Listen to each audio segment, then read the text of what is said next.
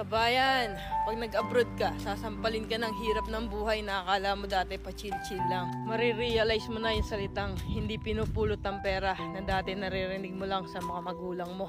Marirealize mo na wala kang dapat pagkatiwalaan dito, kundi sarili mo. Marirealize mo na ang 5 oras na tulog ay sapat na para may paglaban ng isang araw na pagtatrabaho. At matututo kang pahalaga ng bawat sentimong sinasahod mo. Matututo kang magtiis at magpasensya kahit minsan ikaw ang nasa tama. Matututo kang maging independent o mag-isa dahil wala ka namang aasahan dito kundi sarili mo lang. Matututo ka rin ditong lumaban kahit ayaw mo na at hindi mo na kaya pero wala ka pa rin choice. Wala kang choice kundi kayanin na lang. Marirealize mo na hindi pala totoo yung sinasabi nila na masarap ang buhay dito sa abroad. Kasi pag nandito ka na, masasabi mo na lang talaga sa sarili mo na ang hirap pala. At totoo din yung sinasabi nilang lahat na nasa abroad ang pera pero wala dito ang saya.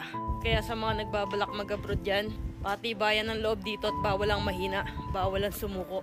Kasi dito mo mararanasan ang realidad ng buhay kung saan patatagan ng loob ang labanan.